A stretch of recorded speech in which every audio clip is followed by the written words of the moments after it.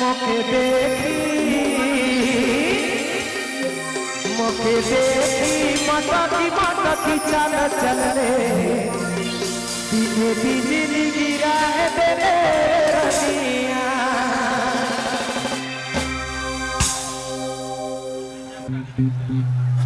चलो हृदय के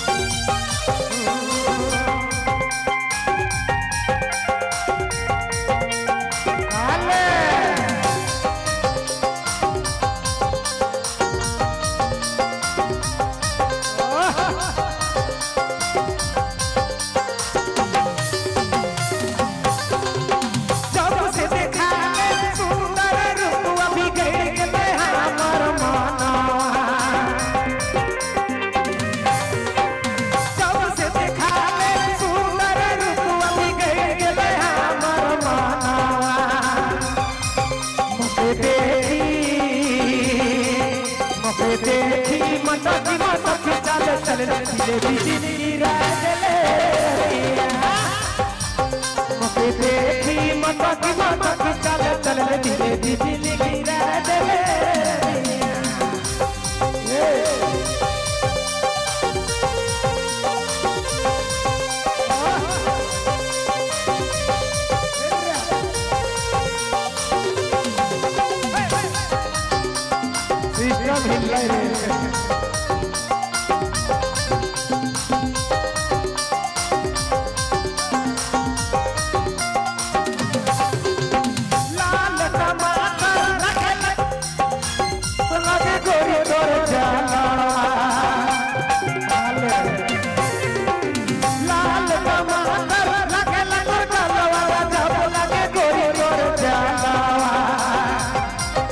लाली हो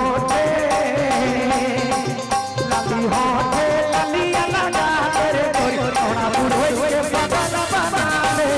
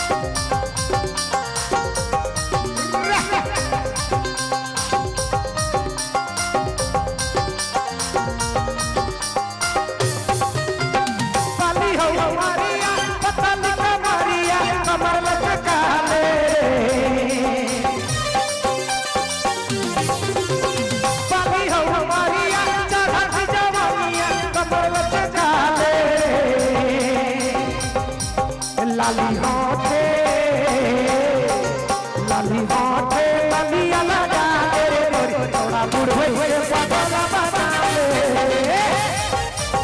लाली होठे ललिया लगा ले गोरी थोड़ा बुढ़ो के पागल बना ले।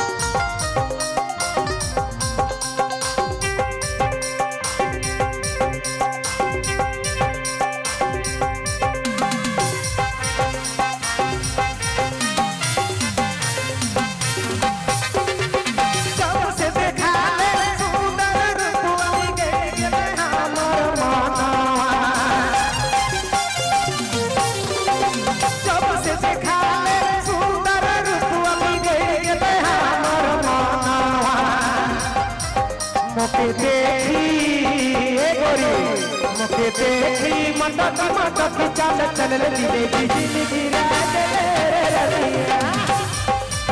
मुखे देखी मटक चाल चल दिले बिजली गिरा दे